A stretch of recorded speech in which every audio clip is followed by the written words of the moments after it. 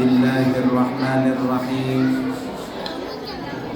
Assalamualaikum warahmatullahi wabarakatuh.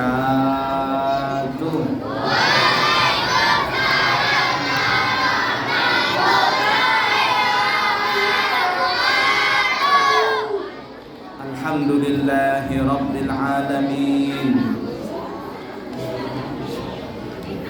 alladzi mala'a quluba awliyaihi bi mahabbatihi wa ikhtassa arwahahum bi syuhudi 'azamatihi.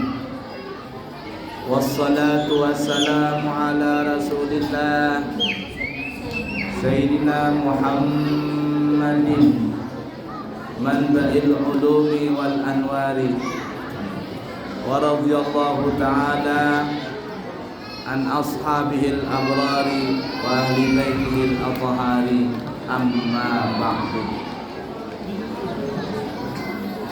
Yang kami muliakan segenap seluruh pengurus Masjid Nurul Hidayah, yang kami hormati para Bapak Ibu RT semuanya, para tokoh alim ulama, tokoh masyarakat, tokoh kampung, orang tua kami semua yang kami mungkin tidak bisa menyebutkan nama beliau masing-masing, namun insya Allah ini tidak mengurangi rasa hormat kami kepada beliau semuanya. Para asatidz, para guru-guru, hadirin hadirat sekalian, dan anak-anakku dan anak-anak kami yang disayangi Allah dan dicintai Allah.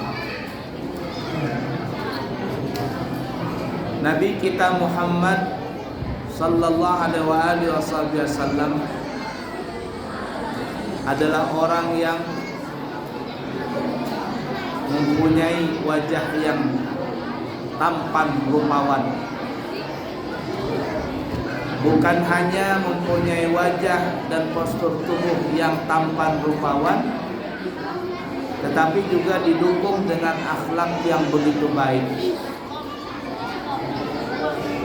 Mungkin di dunia ini ada orang yang tampan tapi tidak punya atau tidak mempunyai akhlak yang baik. Atau mungkin ada orang yang punya akhlak baik tapi mungkin kurang tampan. Namun Nabi kita Muhammad sallallahu alaihi wasallam memiliki kedua-duanya. Nabi kita Muhammad sallallahu alaihi wasallam terdidik akhlaknya karena Allah yang mendidiknya. Disebutkan di dalam riwayat hadis, "Addabani Rabbi fa ahsana ta'dibi." Allah Subhanahu wa taala memberikan budi pekerti kepadaku, dan Allah membaguskan akan budi pekertiku.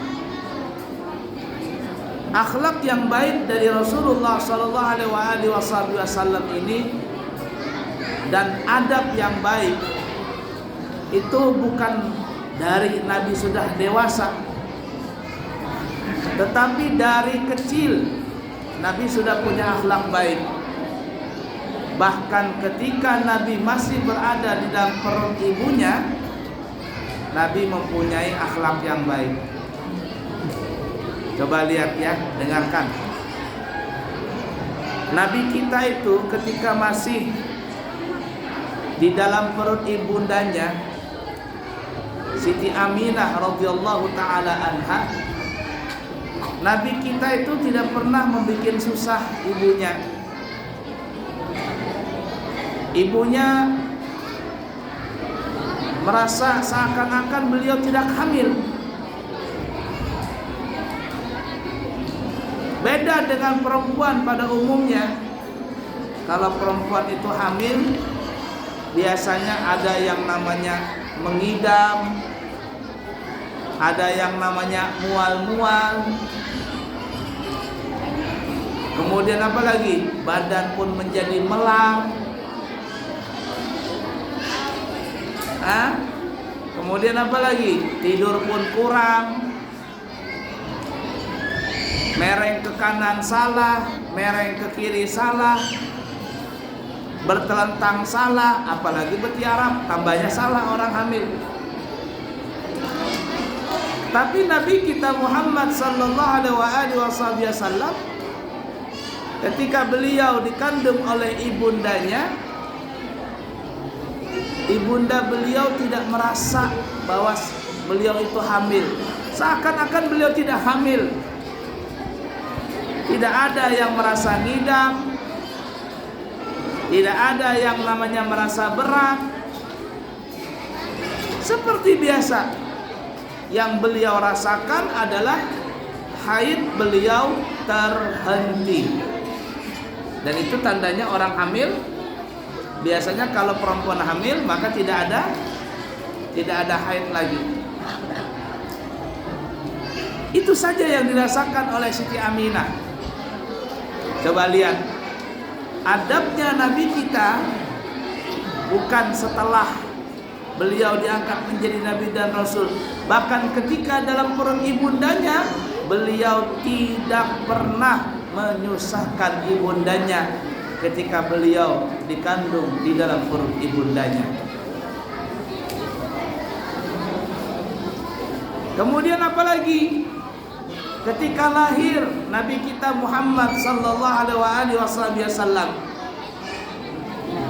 beliau lahir bukan seperti pada umumnya manusia.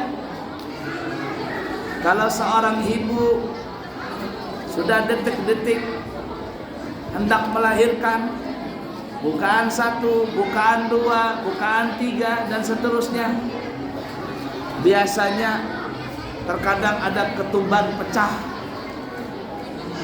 Ketuban pecah. Siti Aminah tidak ada yang merasakan ketuban pecah. Kemudian ketika melahirkan, biasanya pada umumnya perempuan itu merasa sakit sekali. Bahkan tidak sedikit seorang perempuan ketika melahirkan, ternyata dokter atau bidannya menyarankan tidak boleh melahirkan secara normal. Akhirnya apa? Akhirnya dioperasi sesar. Perutnya ibundanya dibelah.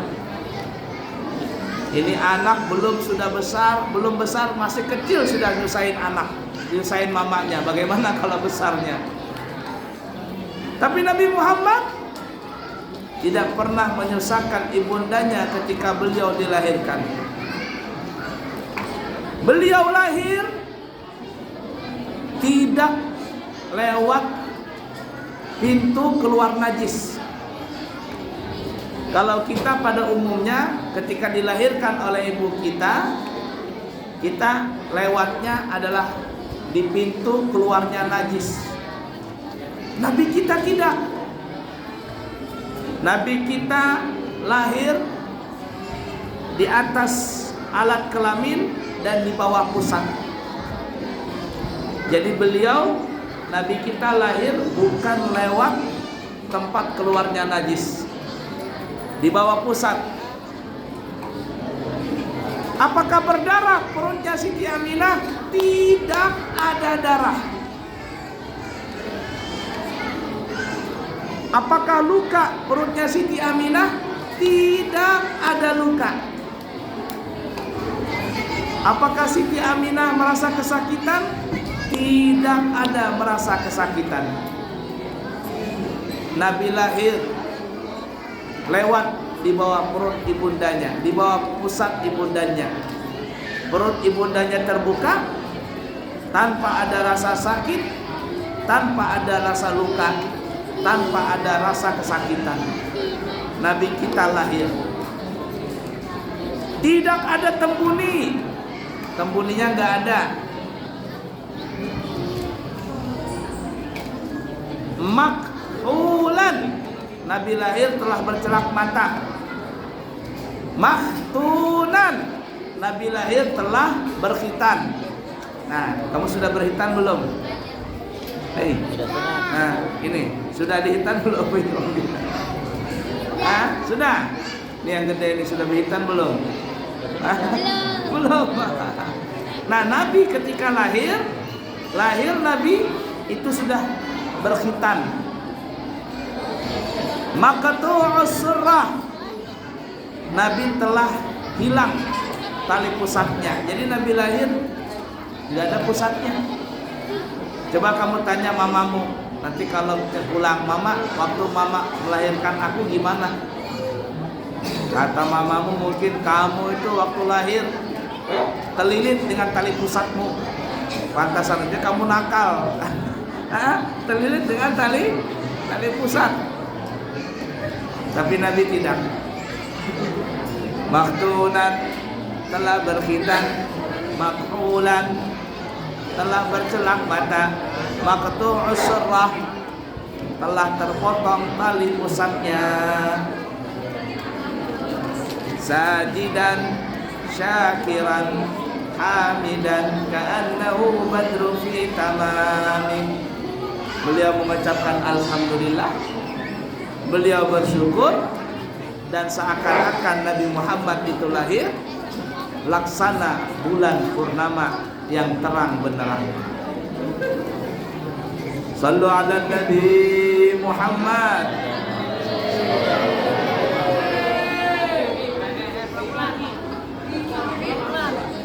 Nah, dia kalau bagi makanan sudah tidak fokus. Ayo lanjut ya. Lanjut, mau tidak adik-adik, anak-anak? Lanjut. Nah, lanjut ya. Coba dengarkan. Nih mau cerita. Nah, jadi Nabi itu tidak pernah nyusahkan orang lain, tidak pernah nyusahkan ibundanya. Dari kecil sampai Nabi mulai beranjak kayak kalian begini, kayak masih anak-anak, masih dibilang kecil. Nabi tidak pernah menyusahkan siapa-siapa. Ketika lahir Nabi, beliau sudah yatim. Kemudian meninggal lagi ibundanya. Kemudian meninggal lagi kakeknya Abdul Muthalib. Jadilah Nabi kita anak yatim piatu. Tapi Nabi kita Muhammad sallallahu alaihi wasallam tidak mentang-mentang yatim piatu lalu selalu minta disayangi, minta dimanja. Tidak. Nabi kita tidak pernah menyusahkan siapapun. Beliau pengembala, masih kecil sudah belajar mengembala kambing. Masih kecil beliau sudah belajar berdagang, atau istilah zaman sekarang ini adalah mandiri.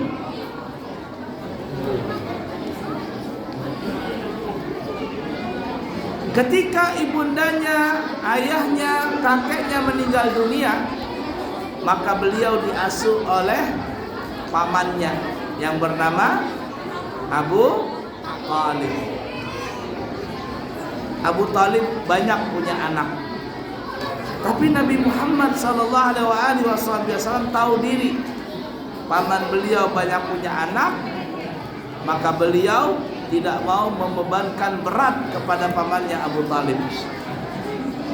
Makanya beliau belajar mengembala, beliau belajar berdagang untuk bisa membantu perekonomian paman beliau yang bernama Abu Talib. Dan dari kecil Nabi kita Muhammad sallallahu alaihi wasallam telah nampak keistimewaannya. Jadi kalau Abu Talib makan bersama keluarganya berikut dengan anak-anaknya, maka Abu Talib berkata, tidak ada boleh satu orang pun di antara kita yang menyentuh makanan. kecuali Nabi Muhammad yang masih kecil lebih dahulu menyentuh makanan itu. Ini salah satu keistimewaan dari Nabi. Jadi dikatakan kalau Abu Thalib makan bersama anak-anaknya, Nabi Muhammad juga ikut makan, tidak ada boleh seorang pun mengambil makanan dulu. Nggak kayak kamu berebutan, bla bla bla bla bla bla. Nah, Abu Thalib melarang berebutan. Dan Abu Thalib menyuruh Nabi Muhammad sallallahu alaihi wasallam yang pertama kali memegang makanan itu. Kenapa? Karena Abu Thalib tahu kalau makanan itu dipegang oleh Nabi Muhammad sallallahu alaihi wasallam pertama kali, maka makanan itu walaupun sedikit itu bisa mengenyangkan satu keluarga semua. Paham gak? Dikit aja Nabi Muhammad ngambil nih, sedikit tok. Tapi ini makanan gak habis-habis, dibagi-bagi tetap ada, dibagi lagi, muncul lagi. Alias makanan yang sedikit bisa menjadi banyak dan bisa dimakan oleh banyak orang, termasuk oleh Abu Thalib dan keluarga beliau beserta anak-anaknya. Asalkan apa tadi ya? Nabi Muhammad yang pertama kali memegang makanan itu. Tapi kalau makanan itu dipegang oleh selain Nabi Muhammad, walaupun banyak makanan itu, maka makanan itu tidak cukup. Nah, ini salah satu keistimewaan yang Allah berikan kepada Nabi Muhammad di masa kecilnya. Paham kira-kira?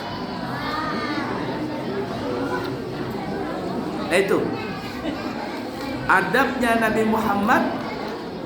Beliau tidak pernah menyusahkan orang. Bahkan dari kecil beliau mempunyai empati yang tinggi, suka membantu orang, suka menolong orang. Dari kecil, kalau beliau melihat ada budak-budak hamba sahaya yang dicambuk, yang dipukul oleh majikannya, Nabi Muhammad melihat budak-budak itu, dan setelah budak itu istirahat, yakni setelah selesai daripada siksaannya, Nabi Muhammad diam-diam membawa air. Lalu air itu diberikan kepada budak-budak tadi, dikasih minum. Begitu sayangnya Nabi Muhammad kepada semua orang.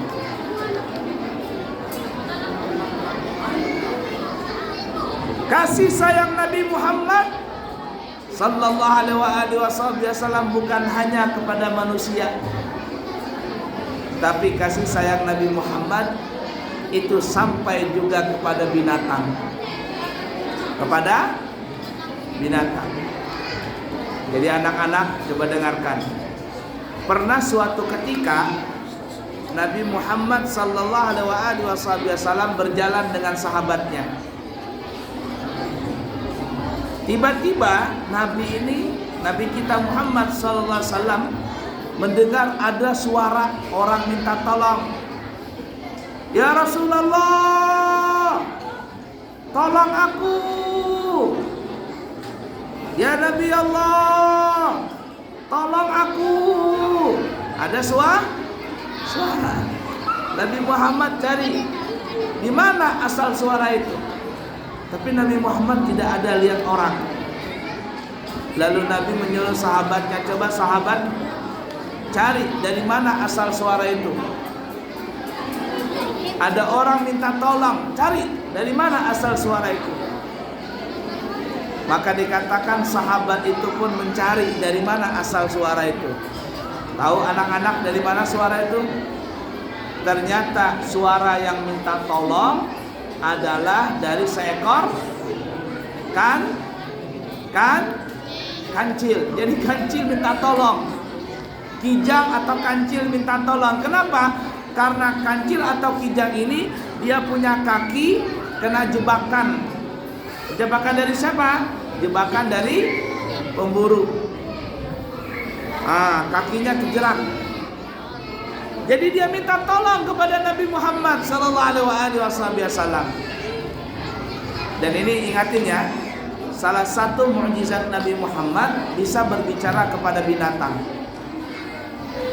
Bukan hanya Nabi Sulaiman yang bisa bicara binatang. Kalau yang terkenal kan Nabi Sulaiman bisa bicara dengan binatang. Tapi hebatnya begini, kalau Nabi Sulaiman berbicara dengan binatang, yang paham dengan bicara binatang itu cuma Nabi Sulaiman. Dan Nabi Sulaiman mengikuti gaya bicaranya binatang. Kalau ketemu anjing, maka Nabi Sulaiman berbicara seperti suara anjing.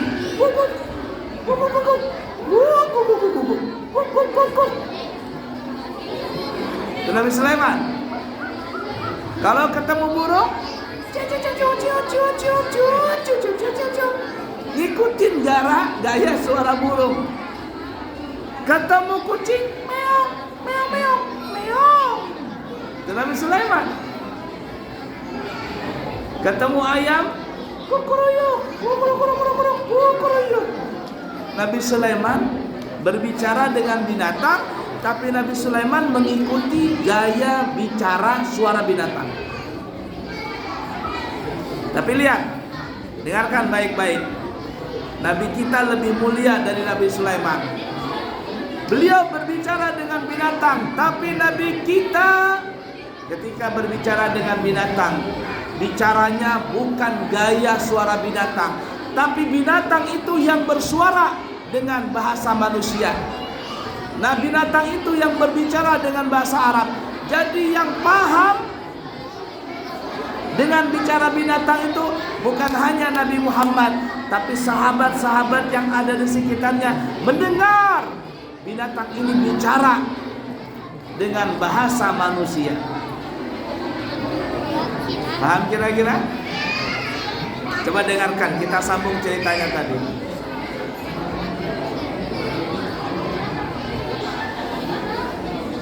Baik, sambung ya. Jadi anak-anak kancil ini minta tolong, ya Rasulullah, tolonglah aku. Ya Rasulullah, lepaskanlah ikatan dari badanku. Nabi Muhammad ngeliat. Kata Nabi Muhammad, wahai kancil, wahai kijang, aku tidak bisa melepaskan dirimu, karena engkau telah tertangkap, terjerat, terperangkap oleh jebakan seorang pemburu. Maka pemburu itulah yang berhak untuk melepaskan atau tidak melepaskan dirimu. Lalu binatang kijang ini bilang, ya Rasulullah, tolong bilangin kepada yang punya jebakan ini bahwa aku minta dilepaskan. Kata Nabi Muhammad, tunggu sebentar, aku cari siapa pemilik jebakan ini. Maka Nabi kita Muhammad sallallahu alaihi wasallam mencari siapa pemilik jebakan tersebut. Ternyata pemiliknya adalah seorang Arab Badui. Tahu Arab Badui? Arab Badui, orang yang tinggal di pedalaman desa. Tinggal di dalam pedalaman desa, ya, dalam hutan itu. Lalu Nabi Muhammad bertemu dengan orang itu. Nabi bilang, ya fulan, ini kijang, dia minta dilepaskan, tolonglah lepaskan dia. Kata si pemilik jerat ini, si pemilik jebakan ini, dia bilang, ya Rasulullah, ini kijang sudah jadi milikku, bagaimana mungkin kulepaskan dia? Padahal aku kepingin motong dia, aku kepingin makan dagingnya dia. Lalu Nabi bertanya kepada kijang, hai kijang, bahasa kita aja nih ya, kenapa engkau minta dilepaskan? Si kijang berkata, ya Rasulullah, aku ini punya anak, masih kecil-kecil anakku. Hari ini aku mencari makanan buatku dan buat mereka, tapi pada saat ini aku terjebak. Kalau seandainya aku tidak pulang, maka anak-anakku akan kelaparan, anak-anakku akan kehausan. tolong ya Rasulullah sampaikan kepada tukang itu, kepada si pengembala itu, kepada si pemburu itu, izinkan aku pulang sebentar agar aku bisa memberikan makanan kepada anak-anakku, agar aku bisa menyusui anak-anakku, dan agar aku bisa berpisah dengan anakku sebelum aku disembelih oleh orang tersebut. Lalu akhirnya Nabi menyampaikan berita itu kepada orang Arab ini. Ya fulan, gimana? Bisa nggak dilepaskan? Sebentar saja. Dia mau pulang, mau pamitan sama anak-anaknya. Nanti dia kembali. Kata si pemburu itu, ya Rasulullah, kalau seandainya aku lepaskan kancil ini, jangan-jangan dia tidak kembali. Dilepaskan, dia tidak kembali. Gimana? Siapa yang mau menjamin? Kata Nabi Muhammad SAW, ya fulan, jangan takut, aku yang jadi jaminannya.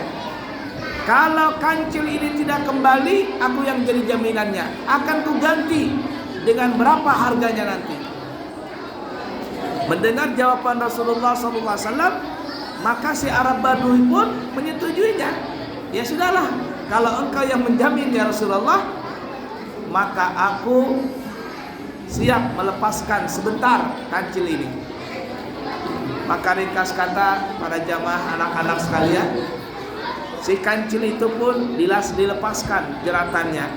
Setelah kakinya terlepas dari jerat tadi, si kancil ini pun melompat-lompat gembira. Dia pergi meninggalkan Rasul dan si orang Arab tadi, masuk ke semak belukar dan bertemu dengan anak-anaknya, menyusui, memberi makan dan seterusnya.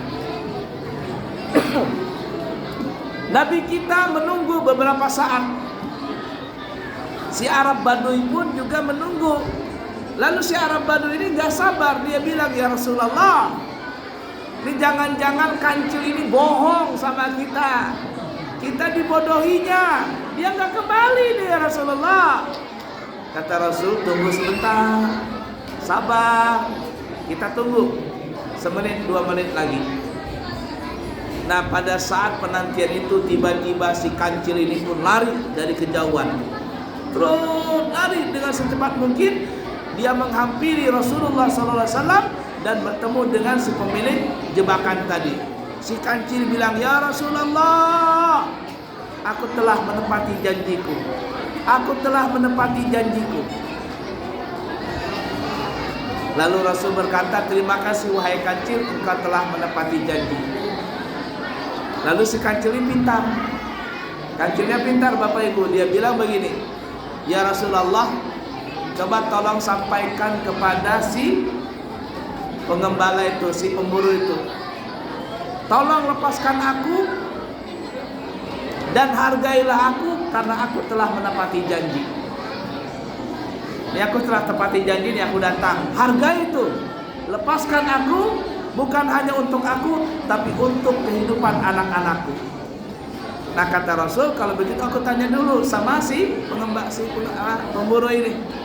Si pemburu itu dengar apa yang diucapkan oleh kancil. Kata Rasulullah, gimana wahai pemburu? Hargailah dari apa yang dia telah lakukan, karena dia menepati janji. Hargai dia, tolong lepaskan.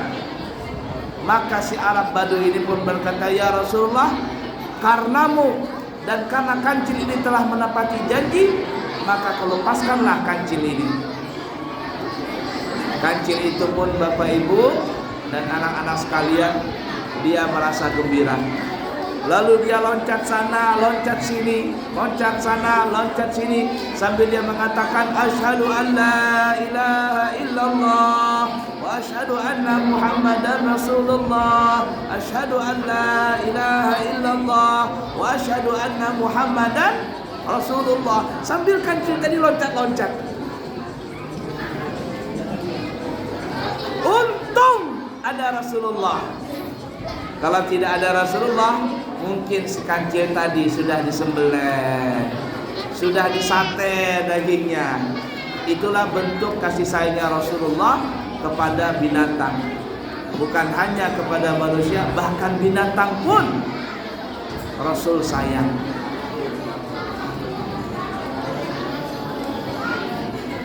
Masih terus atau tidak? Terus atau tidak? Terus ya. Jadi Rasulullah sayang kepada manusia, bersama manusia, sayang kepada binatang. Bahkan dikatakan Nabi kita Muhammad sallallahu alaihi wasallam sayang juga kepada benda-benda mati. Sayang kepada benda-benda mati. Bagaimana benda mati itu? Nah, ini cerita nih. Mukjizat Nabi kita Muhammad sallallahu alaihi wasallam. Jadi ketika Nabi kita mau masuk masjid, ya, masuk masjid maksudnya, tiba-tiba Nabi kita Muhammad sallallahu alaihi wasallam mendengar ada orang menangis. Nabi berada di masjid, beliau mendengar ada orang menangis.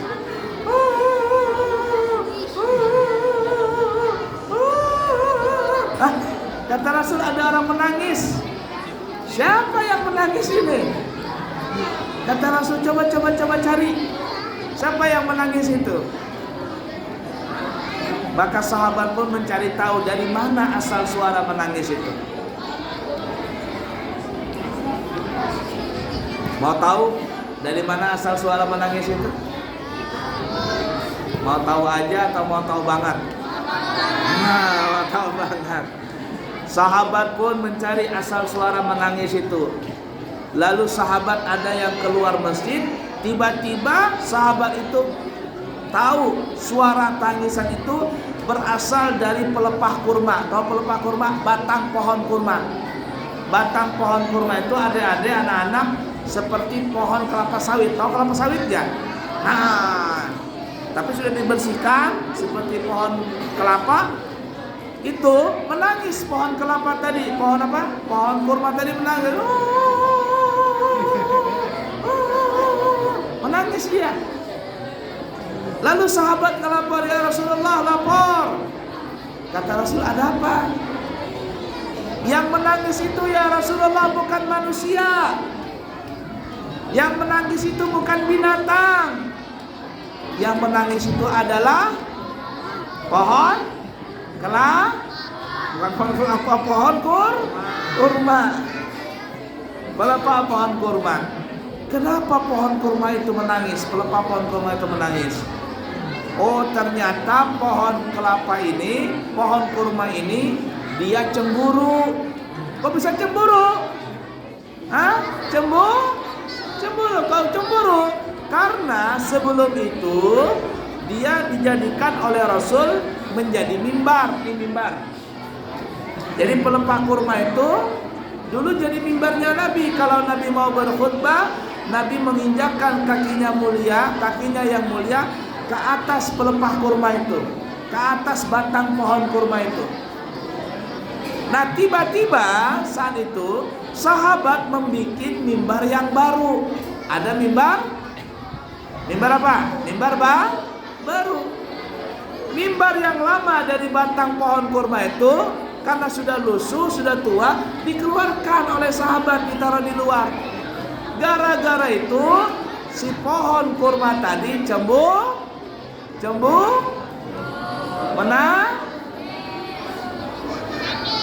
Rasul pun mendatangi pohon kurma tadi. Beliau merayu. Tahu merayu? Membujuk. Cup sayang, kenapa engkau menangis? Nabi bicara sama batang pohon kurma. Kenapa menangis?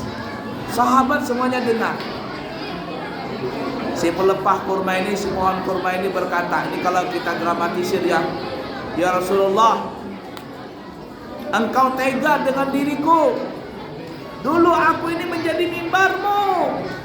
Sekarang mentang-mentang ada mimbar yang baru, aku dicampakkan. Habis manis, sepah dibuang. Wah, kata Rasul, bukan begitu. Karena kau sudah lusuh, sudah layak diganti, maka digantikan yang baru. Mendengar itu tambah menangis jauh. Kata si pelepah kurma. Dan ini gak berhenti nangisnya. Sahabat semuanya dengar. Lalu Rasulullah sallallahu alaihi wasallam merajuk lagi, membujuk lagi pelepah kurma, begini saja. Kamu pilih. Kamu kujadikan mimbar kembali, atau kamu diam dan kamu akan kutanam di dalam surga. Kamu pilih yang mana? Diam, kujadikan mimbar kembali, atau kamu diam, kujadikan engkau kutanam di dalam surga. Pilih yang mana?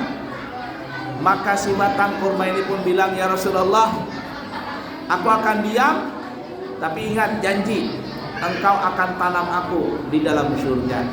Kata Rasulullah, aku janji.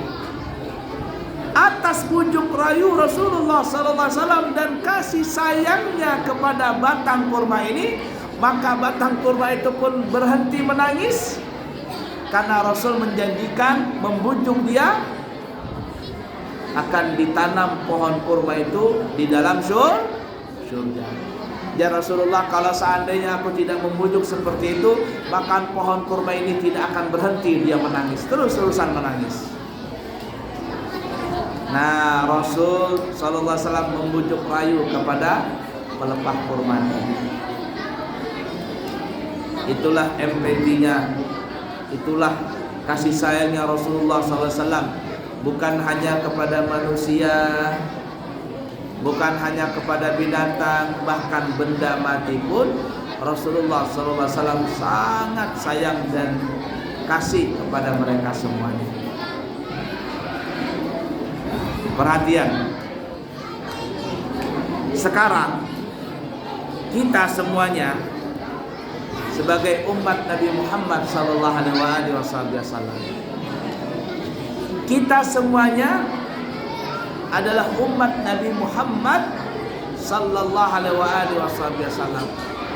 Jangan kita tanya bagaimana sayangnya Nabi Muhammad kepada kita. Setiap malam Nabi mendoakan kita agar kita semuanya selamat dari dunia sampai masuk ke dalam surga. Sehingga Nabi pun mengatakan, kullu ummati dakhalal jannah, semua umatku, kata Nabi, masuk surga, illa man aba. Tapi kata Nabi, ada orang gak mau masuk surga. Ini kalau ditanya anak-anak sini, mau masuk surga apa tidak? Mau masuk surga apa tidak? Semua orang pengen masuk surga. Tapi kata Nabi, illa man aba, namun ada orang gak mau masuk surga. Para sahabat bertanya, wa man aba ya Rasulullah? Ana ya Rasulullah, disuruh masuk surga, tapi orang tuh gak mau. Siapa yang gak mau masuk surga itu? Siapa orangnya yang tidak mau masuk surga? Kata Nabi, man ata'ani faqad dakhalal jannah.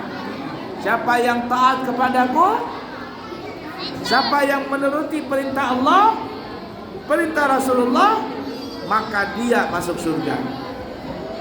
Dan siapa yang tidak mentaati perintah Allah, wa man asani, siapa yang tidak mentaati perintah Allah, siapa yang tidak mentaati perintah Rasulullah, faqad aba, maka orang itulah yang enggan masuk surga. Lalu perintah Allah itu apa? Halo. Perintah Allah itu apa? Paling utama yang Allah perintahkan kepada kita, yang paling nomor satu Allah perintahkan kepada kita sebagai umat Rasulullah yang telah berislam adalah melaksanakan salat.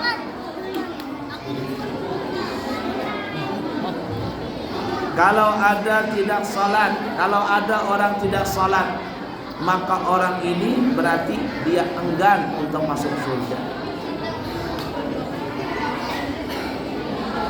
Kenapa kau salat pertama kali? Karena Nabi kita Muhammad sallallahu alaihi wasallam bersabda, awwalu ma yuhasabu bihil abdu yaumal qiyamah as-salah. Pertama kali seorang hamba nanti diminta pertanggungjawaban di akhirat nanti di hadapan Allah, yang pertama kali ditanya adalah tentang salatnya. Fa in wujidat tammatan qubilat minhu wasairu amali. Siapa seseorang itu dia mengerjakan salatnya secara sempurna, maka Allah akan terima pahala salatnya dan juga Allah akan terima seluruh amal ibadah yang lainnya.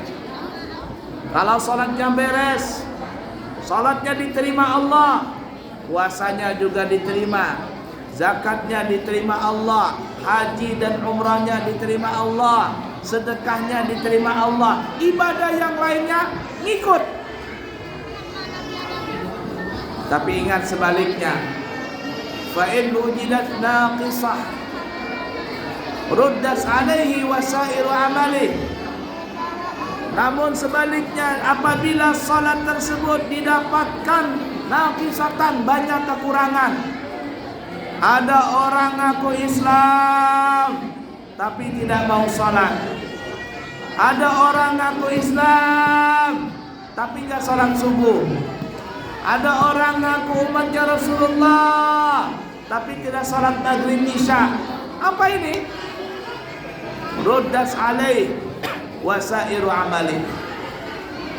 Kata Nabi, maka ibadah salatnya ditolak dan semua amal ibadah yang lain juga ditolak. Walaupun dia berhaji, walaupun dia berumrah, walaupun dia bersedekah, walaupun dia puasa, walaupun dia berzakat, tapi kalau tidak salat, maka ibadah yang lainnya akan jadi sia-sia. Bapak Ibu para jamaah, ini Masya Allah, ketika peringatan Maulid yang hadir banyak, anak-anak banyak. Hakikatnya Rasulullah yang mengundang kita kalian. Tapi pertanyaannya, kita datang di peringatan Maulid, niatnya apa? Apakah niatnya nasi kotak? Apakah niatnya berebutan telur? Apakah itu yang diharapkan Nabi? Oh, tentu tidak. Peringatan Maulid seperti ini bagus, tapi yang terpenting adalah mengerjakan perintah Allah dan perintah Rasulullah. Coba bayangkan, kalau kita berkumpul seperti ini banyaknya, lalu besok subuh nih subuh nanti, salat subuhnya kita bangun semuanya, lalu salat berjamaah subuh di sini, apa yang terjadi?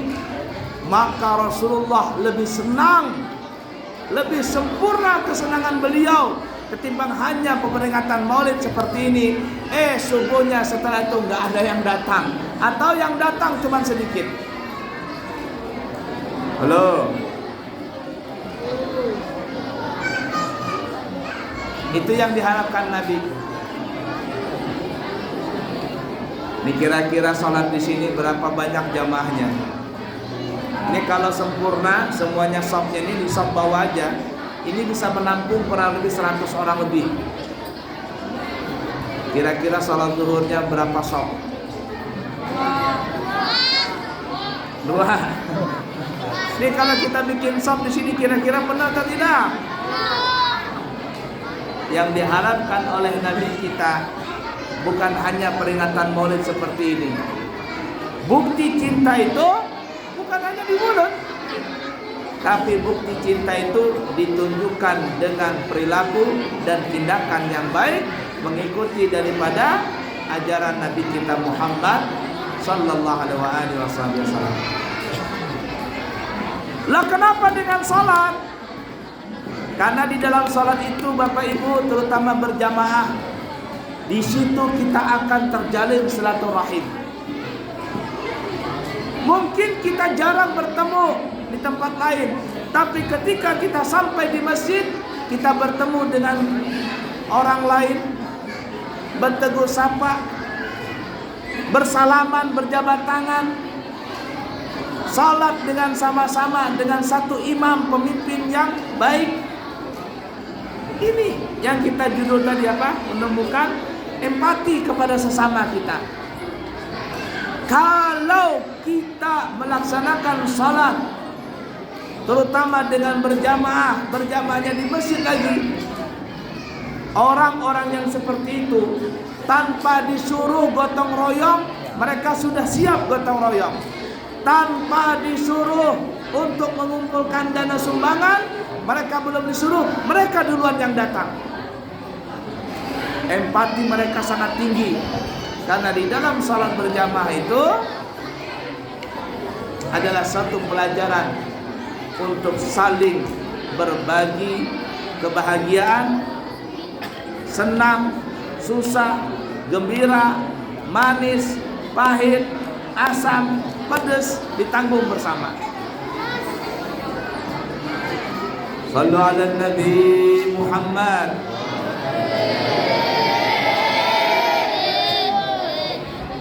Luar biasa ceramah di sini. Kalau nggak tahan-tahan habis suara. Karena kita ceramah, yang di belakang juga ceramah. La ilaha illallah. Nah, dari sekarang kita rubah itu jadi yang baik. Kalau kemarin suka kelahi, ini anak-anak suka kelahi, dari sekarang nggak boleh kelahi. Tapi kita nggak pernah kelahi. Nabi Muhammad tidak pernah kelahi. Jangankan kelahi, Nabi kita nggak pernah ngejek. Nabi kita Muhammad SAW tidak pernah mengejek, tidak pernah mengumpat, tidak pernah mencaci. Tapi Nabi kita Muhammad SAW yang keluar kata-kata dari mulut beliau adalah semuanya manis. Kalamuhu kal asal. Ucapan Nabi itu laksana seperti madu, manis, menyehatkan, dan juga disenangi oleh semua orang. Jadi anak-anak terutama nih, kalau berteman tidak boleh apa ya? Tidak boleh kelah, tidak boleh tidak boleh apa lagi? Membuli nggak boleh. Tahu membuli? Tidak boleh membuli, tidak boleh mengejek, tidak boleh mengumpat. Ada kekurangan di tubuh temannya, jangan diejek.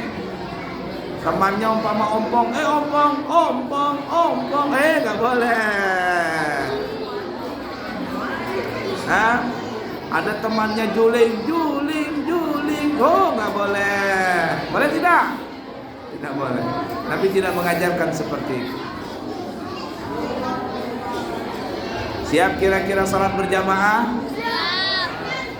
Siap salat berjamaah? Anak-anak di depan, siap salat berjamaah? Siap tidak kelahi? Siap tidak membuli? Siap tidak mengejek? Hebat. Kalau kalian bisa melakukan seperti itu, maka Rasulullah SAW bangga dengan kita dan kalian semuanya. Amin ya Rabbal.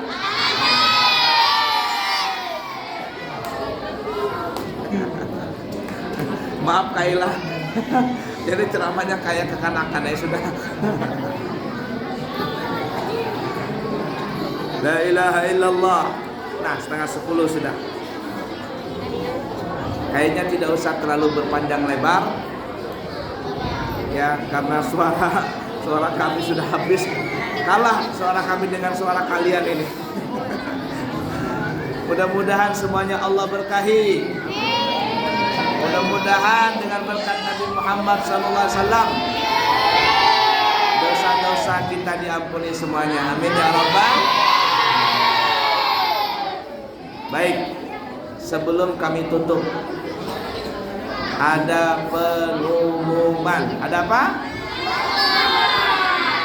Kami adalah pendiri pengasuh Pondok Pesantren Al Islami Nurul Anwar di daerah Amburawang Darat.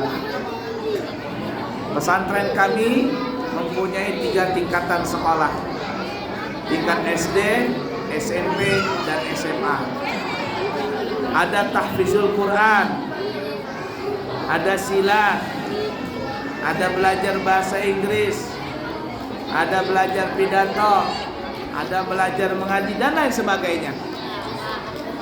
Siapa tahu Bapak Ibu ingin menyekolahkan anak-anaknya di pesantren kami, maka kami siap untuk menerimanya dari umur 7 tahun, tingkat SD, SMP, dan SMA. Asalkan anaknya mandiri, makan, minum, tidur, mandi, kencing, bahira bisa sendiri. Kalau anaknya masih ngompol, jangan masuk pesantren dulu. Kamu ngompol nggak? Nggak, hebat. Ya, jadi seperti itu. Kemudian Bapak Ibu, kami juga membuka travel haji dan umrah. Siapa tahu Bapak Ibu ingin berangkat umrah nih. Kami memberangkatkan umrah selama perjalanan 12 sampai 14 hari. Harganya yang normal 32 juta rupiah dari Balikpapan. Tapi kalau terkena promo, harganya bisa menjadi 27 atau 28 juta. Dan sekarang kami buka promo, nanti ditutup sampai tanggal 20 Oktober. Siapa tahu Bapak Ibu ingin berumrah bersama kami baru pulang ya, baru pulang umrah hari Jumat kemarin. Membawa jamaah kurang lebih ada 62 jamaah. Nah, siapa tahu ada yang kepingin berangkat umrah, kami buka harga spesial dari sekarang sampai tanggal 20 Oktober, 12 hari sampai 14 hari perjalanan dari Balikpapan, harganya 28 juta rupiah. Keberangkatan November, Desember, Januari, Februari 2025. Siapa tahu ada yang berminat, maka insya Allah kami siap menyalurkan niat Bapak Ibu para jamaah sekalian. Baiklah Bapak Ibu sekalian dan anak-anak kami semuanya, sebelum kita tutup, mari kita berdoa bersama-sama kepada Allah Subhanahu wa taala. Mudah-mudahan apa yang kita minta, yang kita harap kepada Allah Subhanahu wa taala, semua doa dan harapan dikabulkan oleh Allah Subhanahu wa taala dengan segera. Amin ya rabbal. Ayo angkat tangannya. Bismillahirrahmanirrahim. Alhamdulillahi rabbil alamin. Allahumma fassalli wa sallim ala sayyidina Muhammad wa ala ali sayyidina Muhammad. Allahumma ya Allah ya Rahman ya Rahim, ya Ghafur ya Ghaffar ya Tawwab.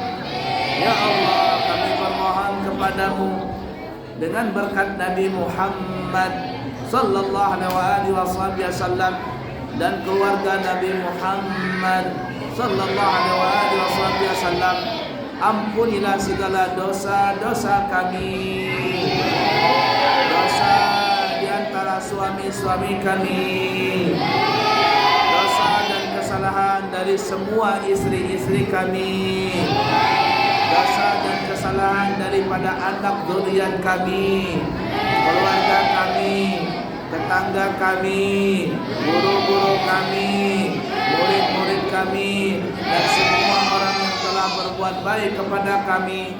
Ampuni kami dan mereka semuanya ya Allah.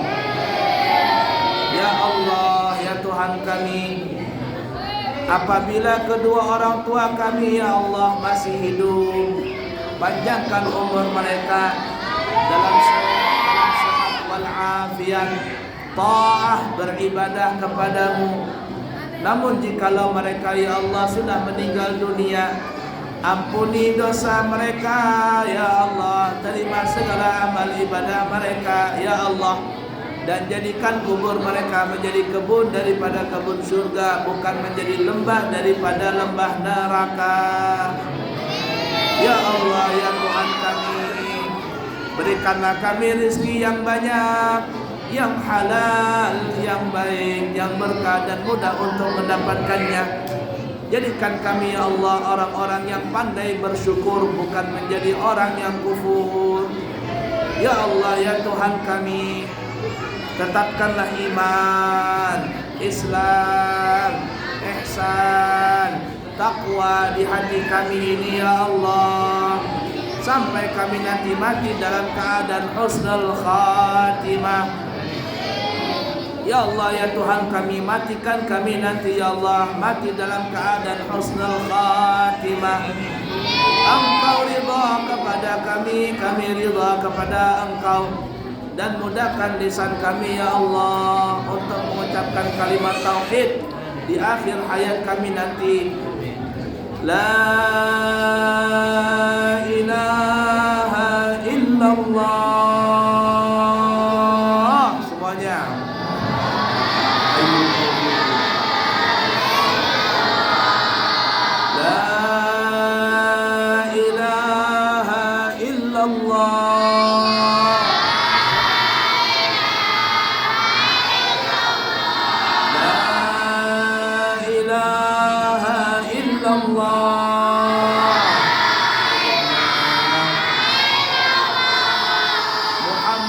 Rasulullah sallallahu alaihi wa alihi wa sahbihi wasallam.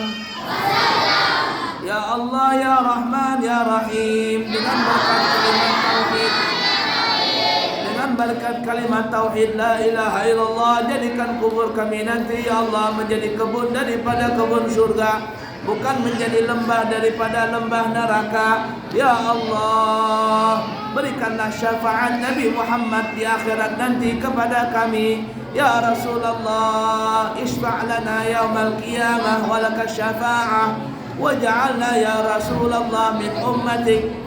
Allahumma ya Allah, pertemukanlah kami dengan kekasih kami Nabi Muhammad sallallahu alaihi wasallam di dunia, pada saat kami tidur, pada saat kami bangun, pada saat sakaratul maut, pada saat di alam kubur, pada saat bangkit dari kubur, pada saat di padang mahsyar. Ya Allah, pertemukanlah kami dengan kekasih kami Nabi Muhammad sallallahu alaihi wasallam yang selalu bersama Nabi Muhammad sallallahu alaihi wasallam. Ya Allah, mudahkan kami ya Allah meminum air telaga Al-Kautsar, mendapatkan catatan amal ibadah kami dengan tangan kanan kami, menjalani siratul mustaqim ya Allah dengan secepat kilat, dan akhirnya ya Allah masukkan kami semuanya ya Allah ke dalam surga Firdaus. Masukkanlah ya Allah suami-suami di antara kami, istri-istri kami, anak zuriat kami, ibu bapa orang tua kami, keluarga kami, handai talan kami, tetangga kami, guru-guru kami, murid-murid kami, dan semua orang yang telah berbuat baik kepada kami. Masukkan kami dan mereka semuanya ya Allah ke dalam surga Firdaus, tanpa hisab, tanpa ditanya, bersama kekasih kami Nabi Muhammad, bersama pemimpin kami Nabi Muhammad, bersama penyujuk jiwa kami Nabi Muhammad sallallahu alaihi wasallam, dan jadikan kami ya Allah bertetangga dengan Nabi Muhammad sallallahu alaihi wasallam di surga Firdaus yang maha tinggi. Amin ya Allah, amin ya Allah, amin ya Allah. Allahumma inna nas'aluka ziyadatan fid din wa barakatan fil umur wa sihhatan fil jasad wa si'atan fil rizqi wa taubatan qabla al maut wa syahadatan 'inda al maut wa maghfiratan ba'da al maut wa 'afwan 'inda al hisab wa amanan min al 'adab wa nasiban min al jannah warzuqna an-nadhara ila wajhikal karim. Rabbana taqabbal minna إنك أنت السميع العليم وتب علينا إنك أنت التواب الرحيم ربنا آتنا في الدنيا حسنة وفي الآخرة حسنة وقنا عذاب النار وصلى الله على سيدنا ومولانا محمد وعلى آله وصحبه وسلم سبحان ربك رب العزة عما يصفون وسلام على المرسلين والحمد لله رب العالمين. تقبل الله منكم. Yang baik dari Allah, yang buruk dari pribadi. Minta maaf, minta ampun. Subhanakallahumma wa bihamdika asyhadu an la ilaha illa anta astaghfiruka wa atubu ilaik. Wa akhirul kalam wassalamu alaikum warahmatullahi wabarakatuh.